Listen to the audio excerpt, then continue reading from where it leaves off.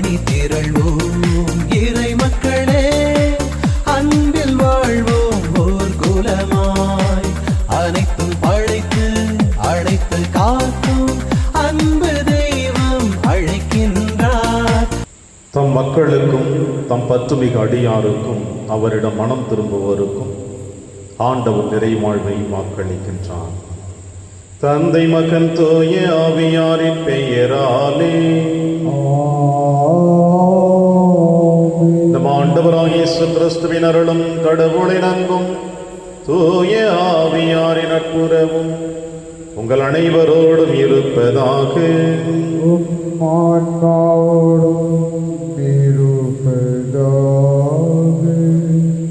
எருசலேமை படைகள் சூழ்ந்திருப்பதை நீங்கள் காணும் பொழுது அதன் அழிவை நெருங்கி வந்துவிட்டது என அறிந்து கொள்ளுங்கள்.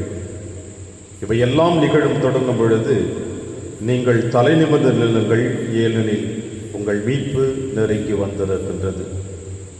பிரியமான சகோதர சகோதரிகளே, ஆண்டின் பொது காலத்தில் இறுதி வாரத்திலே பயணித்துக் கொண்டிருக்கின்ற பொழுது, இந்த வாரங்களின் வாசகங்களை நீங்களும் நானும் வாசிக்கின்ற பொழுது இறுதி காலத்தை பற்றி லூக்கா நற்செய்தியாளர் அற்புதமாக நமக்கு வெளிப்படுத்துகிறார். எருசலேமை படைகள் சூழ்ந்திருக்கின்ற பொழுது என்று சொல்லுகிறார். ஆண்டவர் இயேசு கிறிஸ்து இவ்வாறு சொல்லுவதை நாம் கவனிக்கின்ற பொழுது உலக முடிவை பற்றி நாம் சிந்திக்காமல் நம்முடைய இறுதி காலகட்டங்களிலே நாம் எப்படி வாழ்ந்து கொண்டிருக்கிறோம் என்று சிந்தித்து நம்முடைய வாழ்க்கை தரத்தை மாற்றி இறைவனுக்குரியவர்களாக வாழ வேண்டும் என்றுதான் அழைப்பு விடுக்கிறார். எனவே இயேசுவின் அழைப்பை ஏற்றவர்களாக இந்த திருப்பலியிலே நாம் அனைவரும் பக்தியோடு பங்கெடுப்போம். திருப்பலி ஒப்பு கொடுக்க தகுதி பெறும் நம்முடைய பாவங்களை ஏற்று மனமருந்துவோம், இறைவனின் மன்னிப்பை பெறுவோம். எல்லாமல்ல இறைவனிடமும் சகோதர சகோதரிகளே, உங்களிடமும் நான் பாவியனை ஏற்றுக்கொள்கின்றேன். ஏனெனில் என் சிந்தனையாலும் சொல்லாலும் செயலாலும் கடமையில் தவறியதாலும் பாவங்கள் பல செய்தேன். என் பாவமே, என் பாவமே, என் பெரும் பாவமே.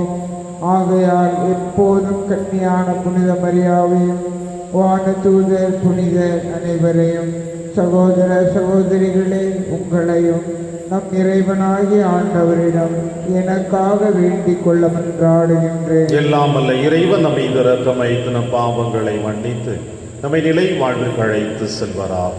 ஆமென். ஆண்டவரே இரக்கமாயிரும். ஆண்டவரே இரக்கமாயிரும். கிறிஸ்துவே இரக்கமாயிரும். கிறிஸ்துவே இரக்கமாயிரும். ஆண்டவரே இரக்கமாயிரும். ஆண்டவரே இரக்கமாயிரும். மன்றாடுவோமாக. ஆண்டவரின் நம்பிக்கையாளர்களின் விருப்பங்களை தூண்டி எழுப்ப உம்மை வேண்டுகின்றோம். அதனால் அவர்கள் புனித செயலின் பயனை மிகுந்த ஆர்வத்துடன் ஆடி உமது பரிவிரக்கத்தின் பேருதவிகளை பெற்றுக்கொள்ள செய்வீராக. உம்மோடும் தூயாவியாரின் ஒன்றிப்பில் இறைவனாய் என்றென்றும் வாழ்ந்து ஆட்சி செய்கிறீர்கள் ஆண்டவர் இயேசு கிறிஸ்து வழியாக உம்மை மன்றாடுகின்றோம்.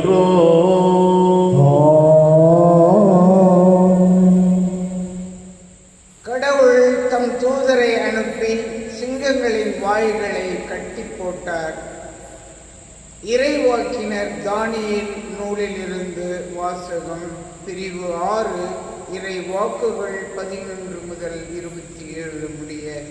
அந்நாள்களில் முன்னரே கூடி பேசிக்கொண்டபடி அந்த மனிதர்கள் உள்ளே நுழைந்து தானியேல் தம் கடவுளிடம் வேண்டுவதையும் மன்றாடுவதையும் கண்டார்கள். உடனே அவர்கள் அரசனை அணுகி அவனது தடை உத்தரவை பற்றி குறிப்பிட்டு, அரசரே, 30 நாள் வரையில் அரசராகிய உம்மிடமன்றி வேறு எந்த தெய்வத்திடமோ மனிதரிடமோ யாதொரு விண்ணப்பமும் செய்கின்ற எந்த மனிதனும் சிங்க குகையில் தள்ளப்படுவான் என்ற தடை உத்தரவில் கையொப்பமிட்டு விடேன் அல்லவா என்றார்கள். அதற்கு அரசன், ஆம், மேதியர் பாரசீகரின் சட்டங்கள் மாறாதிருப்பது போல் இதுவும் மாறாததே என்றான். உடனே அவர்கள் அரசரை நோக்கி, யூதாவில் இருந்து சிறைபிடித்து கொண்டு வரப்பட்டவர்கள் ஒருவனாகிய தானியேல் உம்மை மதியாமல் நீர் கையொப்பமிட்டுள்ள தடை உத்தரவை மீறி நாள்தோறும் 3 வேளை வேண்டுதல் செய்கிறான் என்றார்கள். ஆனால் அரசன் இந்த சொற்களை கேட்டு மிகவும் வருந்தினார். தானியேலை காப்பாற்ற தனக்குள் உறுதி பூண்டவனாய் அன்று கதிரவன் மறையும் வரையில் அவனை காப்பாற்ற வழி தேடினான்.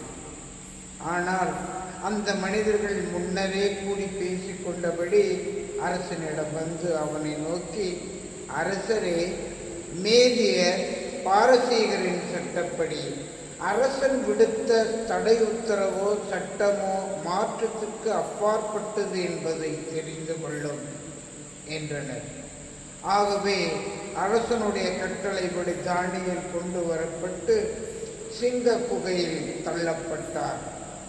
அப்பொழுது அரசன் தானியேலை நோக்கி, நீ இடைவிடாமல் வழிபடும் உன் கடவுள் உன்னை விடுவிப்பாராக என்றான். அவர்கள் ஒரு பெரிய கல்லை புரட்டி கொண்டு வந்து குகையின் வாயிலை அடைத்தார்கள்.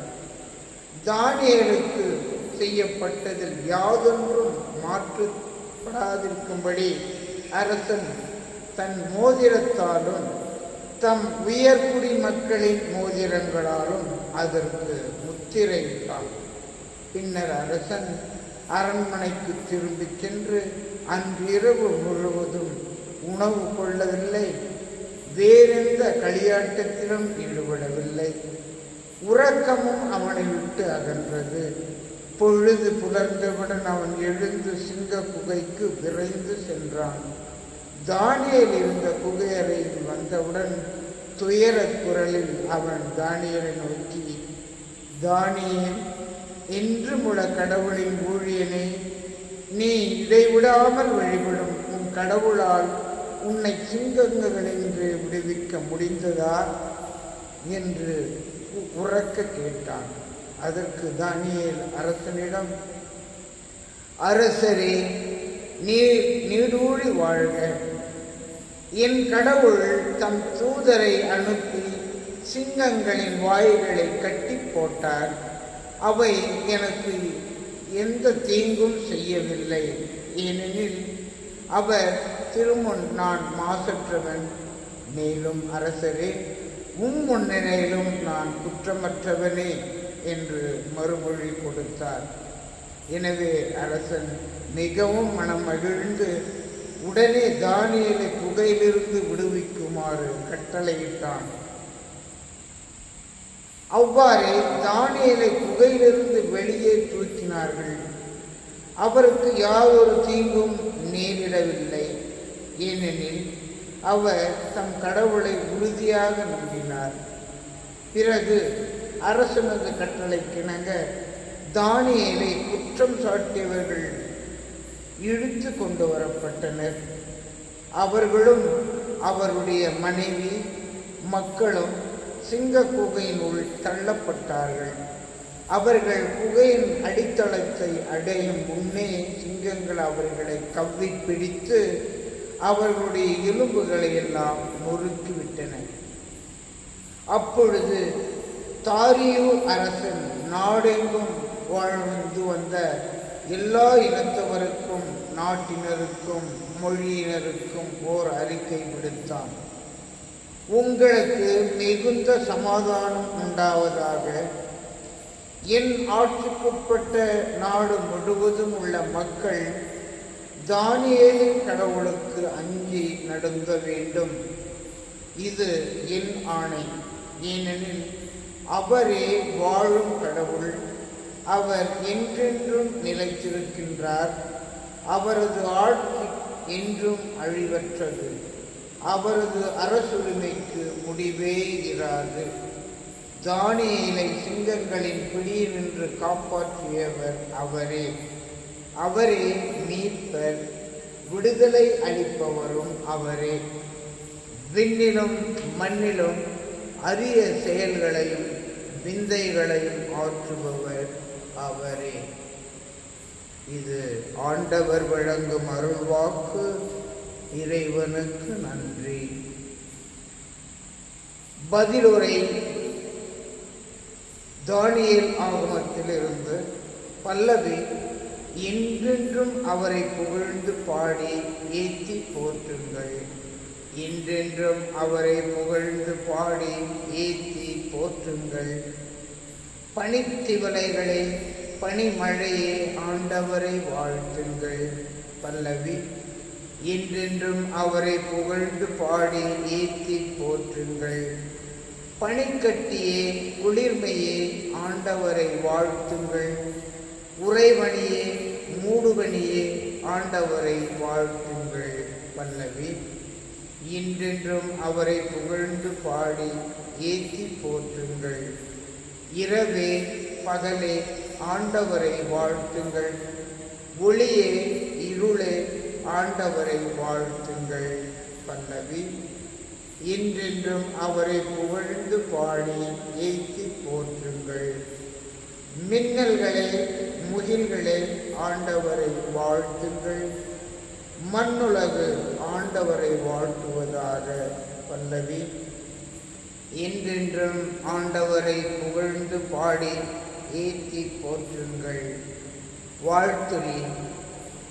அல்லேலூயா, அல்லேலூயா. நீங்கள் தலை நிமிர்ந்து நில்லுங்கள், ஏனெனில் உங்கள் மீட்பு நெருங்கி வருகின்றது. அல்லேலூயா. ஆண்டவர்களோடு இருப்பாராக.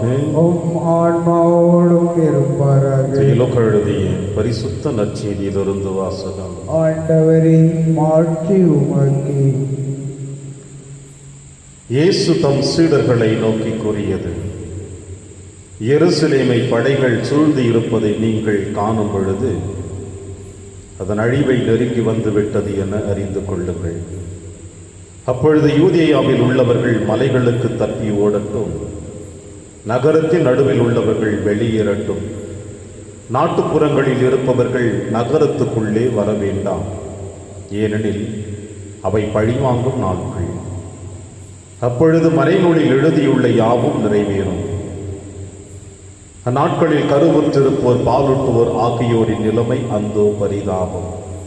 ஏனெனில் மண்ணுலகின் மீது பேரிடரும் அம்மக்கள் மீது கடவுளின் சினமும் வரும். அவர்கள் கூரான வாளால் வீழ்த்தப்படுவார்கள். எல்லா நாடுகளுக்கும் சிறைபிடித்து செல்லப்படுவார்கள். பிற இனத்தார் காலம் நிறைவு பெறும் வரை எருசலேம் அவர்களால் மிதிக்கப்படும்.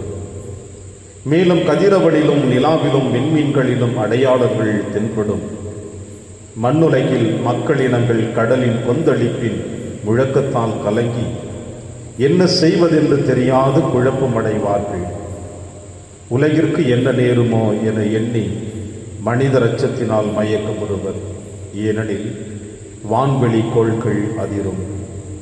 அப்பொழுது மிகுந்த வல்லமையோடும் மாட்சியோடும் மானிட மகன் மேகங்களின் மீது வருவதை அவர்கள் காண்பார்கள். இவை நிகழத் தொடங்கும் பொழுது நீங்கள் தலை நிமிர்ந்து நில்லுங்கள், ஏனெனில் உங்கள் மீட்பு நெருங்கி வருகிறது. ஆண்டவரின் அருள்வாக்கு. கிறிஸ்துவே உமக்கு புகழ்.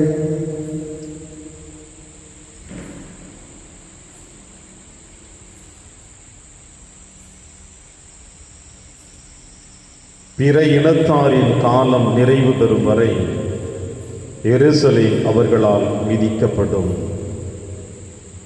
கிறிஸ்து இயேசுவில் எனக்கு பிரியமான அன்புமிக்க சகோதர சகோதரிகளே, ஆண்டின் பொது காலத்தின் இறுதி வாரத்தில் நம்முடைய பயணம் ஒருவரும் தொடர்ந்து கொண்டிருக்கின்ற பொழுது,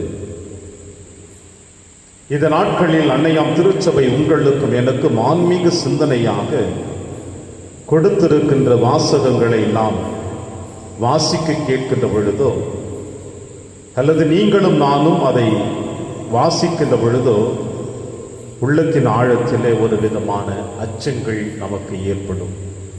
ஒரு பயம் உருவாக்கப்படுகிறது. ஏனென்றால் உலகத்தினுடைய அழிவை பற்றி இயேசு சொல்லுகிறார். ஒருவேளை அந்த அழிவு நாம் வாழ்ந்து கொண்டிருக்கின்ற பொழுது நிகழ்ந்து விட்டால் நமக்கு என்ன ஆகுமோ என்ற பயம் கூட உங்களுக்கும் எனக்கும் எழலாம். ஏனென்றால் இயேசுவின் வார்த்தைகள் அந்த அளவிற்கு நம்முடைய உள்ளத்தின் ஆழத்திலே ஒரு பயத்தை ஏற்படுத்துவதால் காணப்படுகிறது.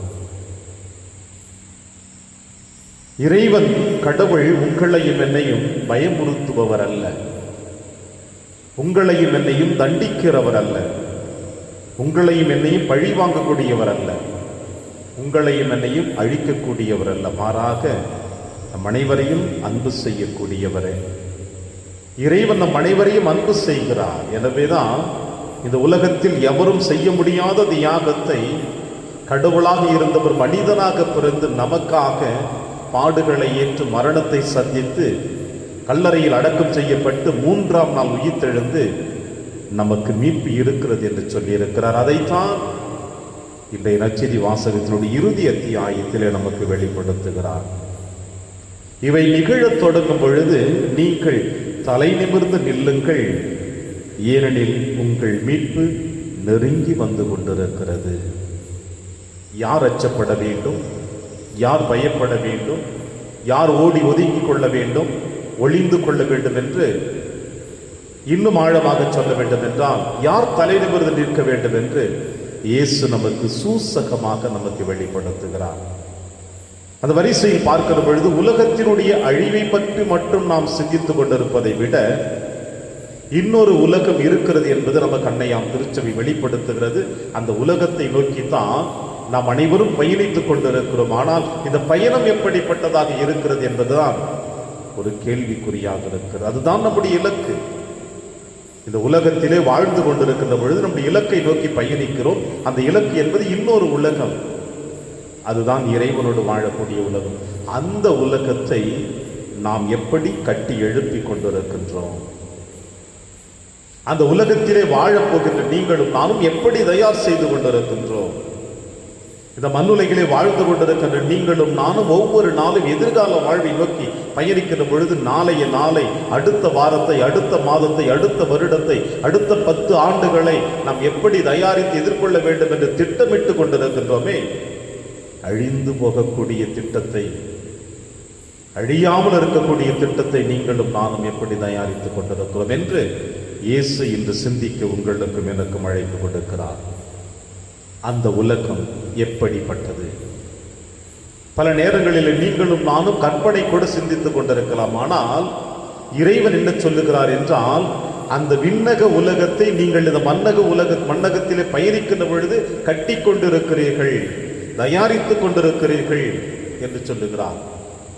ஆக அந்த உலகத்தை, 2வது உலகத்தை நாம் எப்படி தயாரித்துக் கொண்டிருக்கிறோம்? என்னுடைய சிந்தனை எப்படிப்பட்டது? என்னோடு இருக்கிறவர்களை அன்பு செய்கிறேன், என்னிடம் இருப்பதை பிறரோடு பகிர்ந்து கொண்டிருக்கிறேன், அடுத்தவர்கள் வாழ்வை பற்றி தவறாமல் பேசாமல் அவர்கள் என்ன தவறுகள் செய்தாலும் அவர்களை மன்னிக்கக்கூடிய அளவிற்கு எனக்கு நல்ல மனப்பக்குவம் கொடுக்கப்பட்டிருக்கிறது. நானும் என்னை சார்ந்தவர்களும், என் மனைவியோ, என் கணவனோ, என் பிள்ளைகளோ, என் பெற்றோர்களோ, அல்லது என்னிடம் ஒப்படைக்கப்பட்டிருக்கின்ற என்னுடைய பங்கு மக்களையோ நான் எப்படி வழிநடத்திக் கொண்டிருக்க முடியும்? என்னுடைய ஆன்மீக பயணம் எப்படிப்பட்டதாக இருக்கிறது? என்னுடைய சொல்லிலும் செயலிலும் சரியானவை நான் மக்களுக்கு போதித்துக் கொண்டிருக்கின்றேனா?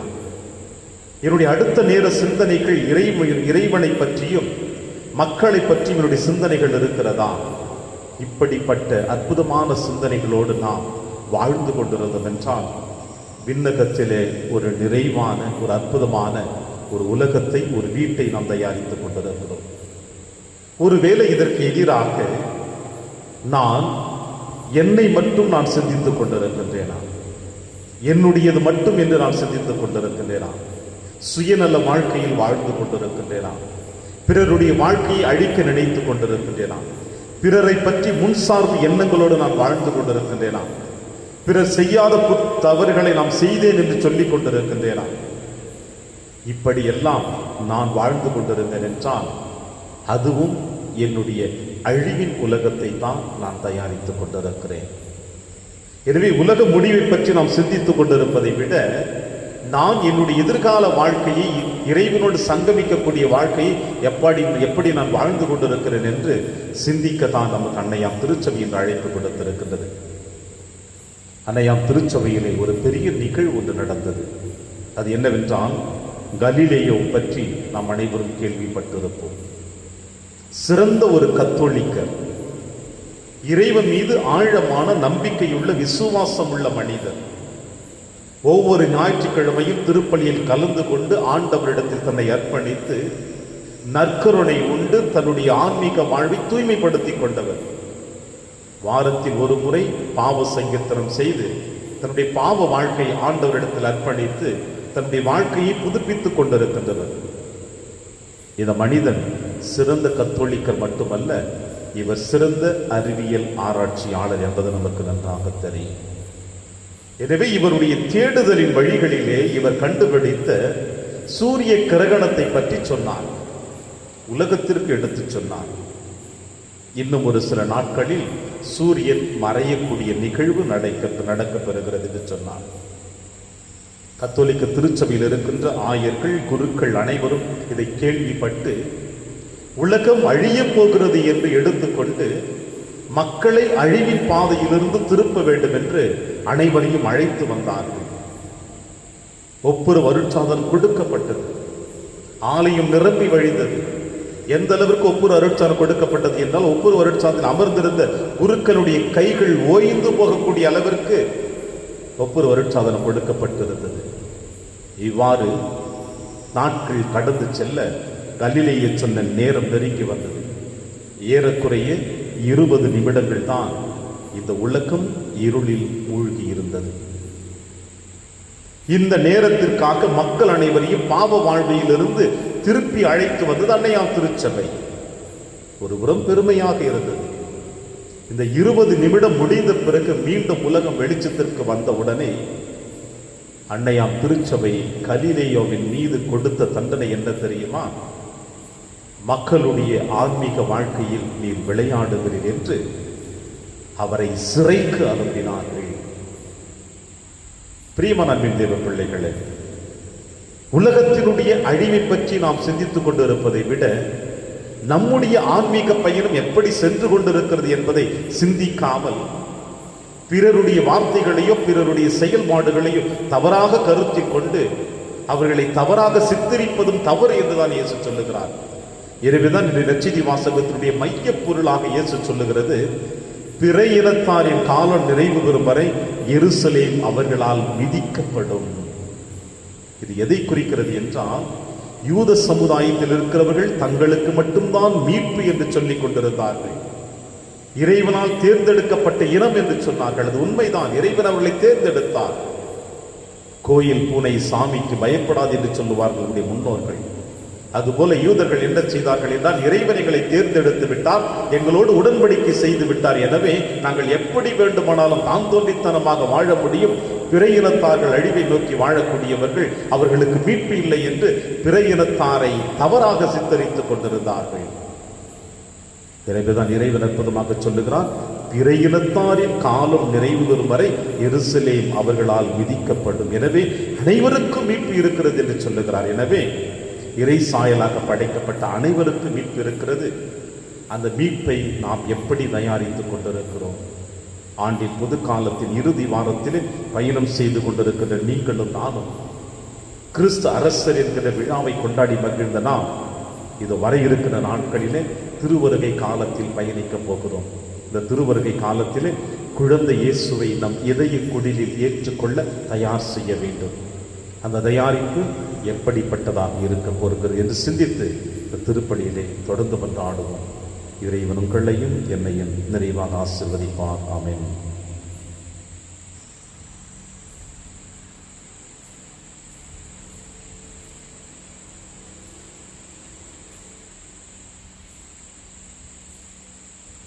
ஆண்டவரை அனைத்துலகில் நிறைவா நீர் வாழ்த்து பெறுவீராக. ஏனெனில் உமது வல்லமையிலிருந்து நாங்கள் அப்பத்தை பெற்றுள்ளோம். நிலத்தின் விளைவும் மனித உழைப்பின் பயனுமானது அப்பத்தை உமக்கு ஒப்புக் கொடுக்கின்றோம். இது எங்களுக்கு வாழ்வளிக்கும் அப்பமாக மாறும். இறைவன் என்றென்றும் வாழ்த்த பெறுவாராக.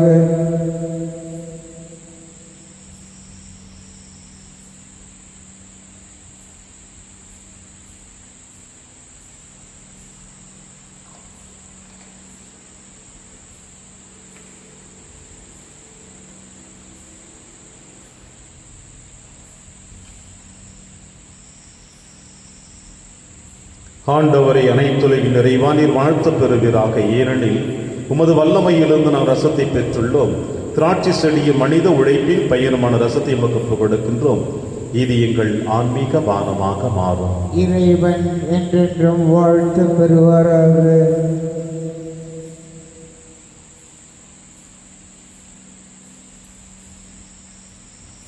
சகோதர சகோதரிகளை, என்னுடையதும் உங்களுடையதுமான இப்பலி எல்லாம் வல்ல தந்தையாக இறைவனுக்கு ஏற்றதாகும்படி செபியுங்கள். ஆண்டவர் தமது பெயரின் புகழ்ச்சிக்காகவும் மாட்சிக்காகவும் நமது நன்மைக்காகவும் புனித திரு அவை அனைத்தின் நலனுக்காகவும் உமது கையிலிருந்து இப்பலியை ஏற்றுக்கொள்வாராக. ஆண்டவரை உமது பெயரின் மாட்சிக்கு ஒப்பு கொடுக்குமாறு நிரளித்த புனித கொடைகளை ஏற்றுக்கொள்ளும். இவற்றின் வழியாக நாங்கள் உமது பரிவரக்கத்திற்கு ஏற்றவர்களாகி உம் கட்டளைகளுக்கு என்றும் கீழ்ப்படிந்து வாழ செய்வீராக. எங்கள் ஆண்டவராகிய கிறிஸ்து வழியாக உம்மை மன்றாடுகின்றோம்.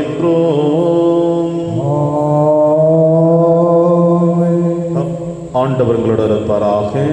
ஆன்மாவோடும் இருப்பாராக. இதயங்களை மேலே எழுப்புங்கள். ஆண்டவரிடம் எழுப்பியுள்ளோம். நம் இறைவனாகிய ஆண்டவருக்கு நன்றி கூறுவோம். அது தகுதியும் நீதியுமானதே. ஆண்டவனே, தூயவரான தந்தையை என்றும் உள்ள எல்லாம் அல்ல இறைவா, என்னாலும் எவ்விடத்திலும் நாங்கள் உமக்கு நன்றி செலுத்துவது மெய்யாகவே தகுதியும் நீதியுமாகும், எங்கள் கடமையும் மீட்புக்குரிய செயலுமாகும்.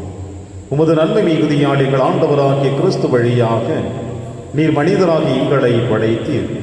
நாங்கள் நீதியின்படி தண்டனைக்கு உரியவராயினும் உமது இரக்க மிகுதியினால் எங்களை மீட்டருளினீர். அவர் வழியாக உமது மாண்பை வானக தூதர் புகழ்கின்றனர். தலைமை தாங்குவோர் உம்மை வழிபடுகின்றனர். அதிகாரம் செலுத்துவோரும் திருமுன் நடுங்குகின்றனர். வானங்களும் அவற்றில் உள்ள ஆற்றல்களும் சேராவின்களும் ஒன்று கூடி அக்களித்து கொண்டாடுகின்றனர். அவர்களோடு எங்கள் குரலையும் சேர்த்து கொள்ளுமாறு நாங்கள் உம்மை தாழ்வுடன் நிறைஞ்சு புகழ்ந்து அக்களித்து சொல்லுவதாவது: தூயவர் தூயவர் தூயவர், வான்படைகளின் கடவுளாம் ஆண்டவர். விண்ணகமும் மன்னகமும் உமது மாட்சியால் நிறைந்துள்ளன. உன்னதங்களிலே ஓசன்னா. ஆண்டவர் பெயரால் வருகிறவர் ஆசி பெற்றவர். உன்னதங்களிலே ஓசன்னா. ஆண்டவரே, நீர் மெய்யாகவே தூயவர், தூய்மை அனைத்திற்கும் ஊற்று. ஆகவே உம்முடைய ஆவியை பொழிந்து இக்காணிக்கைகளை தூய்மைப்படுத்த உம்மை வேண்டுகிறோம். இவ்வாறு எங்கள் ஆண்டவர் இயேசு கிறிஸ்துவின் உடலும் இரத்தமுமாக எங்களுக்கு இவை மாறுவனமாக. அவர் பாடுபட உளம் கணிந்து தம்மை கையளித்த போது அப்பத்தை எடுத்து நன்றி செலுத்தி அதை பிட்டு தம் சீடருக்கு அளித்து அவர் கூறியதாவது: அனைவரும் இதிலிருந்து பெற்று உண்ணுங்கள், ஏனெனில் இது உங்களுக்காக கையளிக்கப்படும் என் உடல்.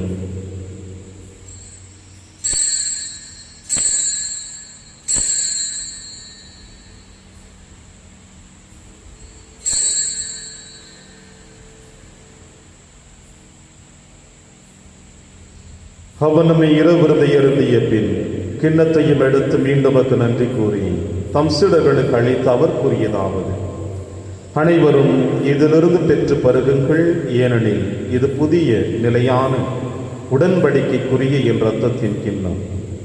இது பாவ மன்னிப்புக்கென்று உங்களுக்காகவும் பலருக்காகவும் சிந்தப்படும். இதை என் நினைவாக செய்யுங்கள்.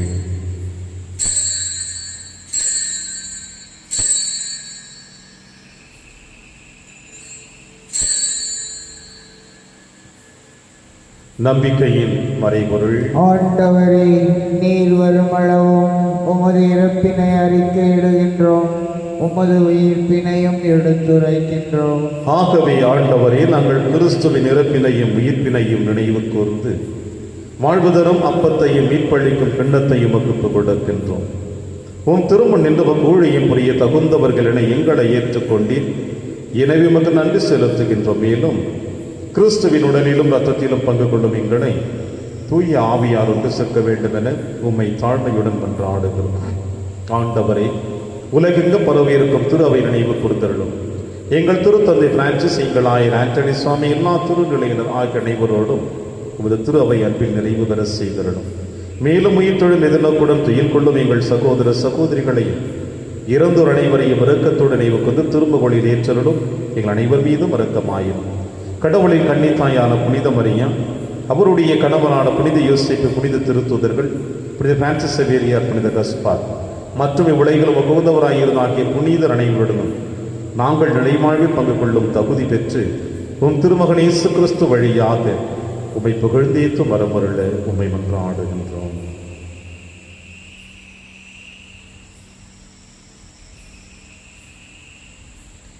இவர் வழியாக இவரோடு இவரில் எல்லாம் அல்ல இறைவனாகிய தந்தையே தூய ஆவியாரின் ஒன்றைப்பில் எல்லா புகழும் ஆட்சியும் என்றென்றும் உமக்கு உரியதே.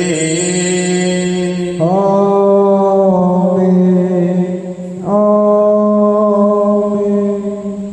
ஆமென்.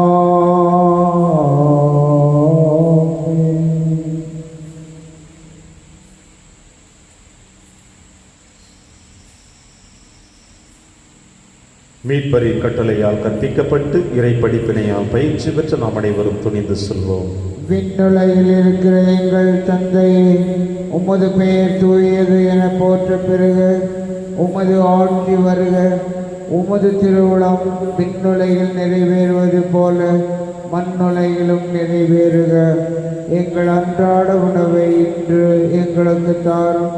எங்களுக்கு எதிராக குற்றம் செய்வோரை நாங்கள் மன்னிப்பது போல எங்கள் குற்றங்களை மன்னியும். எங்களை சோதனைக்கு உட்படுத்தாதேயும், தீமையிலிருந்து எங்களை விடுவித்தருளும்.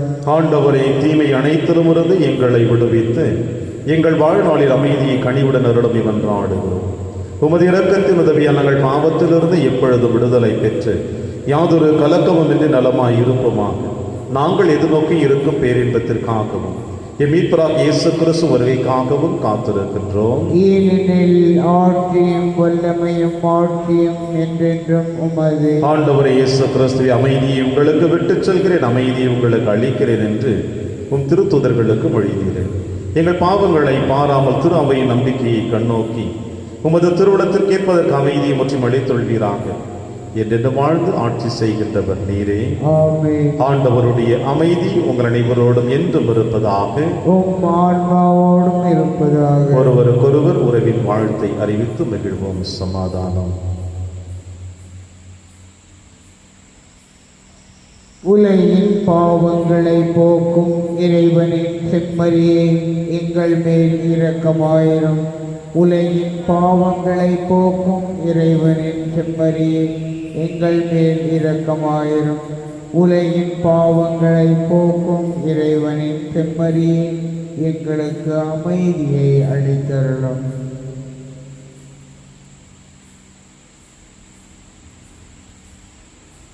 இதோ இறைவனின் செம்மறி, இவரை நம் அனைவரின் பாவங்களையும் போக்குகின்றவர்.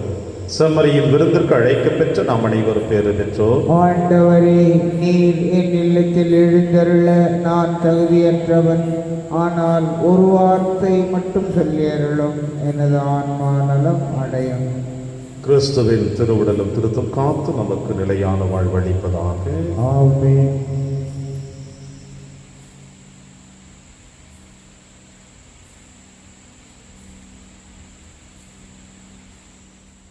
கிறிஸ்துவின் ஆன்மாவே என்னை புனிதமாக்கும். கிறிஸ்துவின் திருவுடலே என்னை மீட்டருளும். கிறிஸ்துவின் திரு இரத்தமே எனக்கு எழுச்சியூட்டும். கிறிஸ்துவின் விழாவின் தண்ணீரே என்னை கழுவிடுமே. கிறிஸ்துவின் பாடுகளே என்னை தேற்றிடுமே. ஓ நல்ல இயேசுவே, எனக்கு செவிசாயும். உம் திருக்காயங்களுள் என்னை மறைத்தருளும். உம்மிடமிருந்து என்னை பிரிய விடாதே. தீய பகையிடமிருந்து என்னை காத்தருளும். எனது இறப்பின் வேளையில் என்னை அழைத்தருளும். உம்மிடம் வர எனக்கு கட்டளையிட்டருளும். புனிதர்களோடு எக்காலமும் உம்மை புகழ செய்யும். ஆமென்.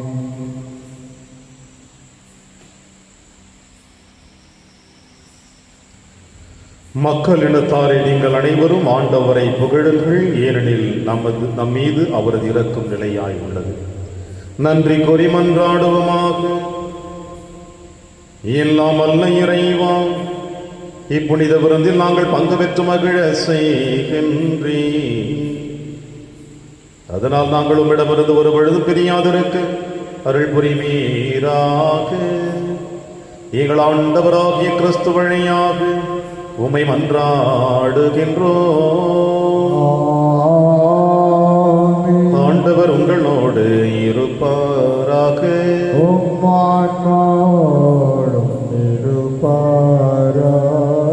எல்லாம் வல்ல இறைவன் தந்தை, மகன், தூயாவியார் உங்கள் அனைவரையும் நிறைவாக ஆசீர்வதிப்பாராக.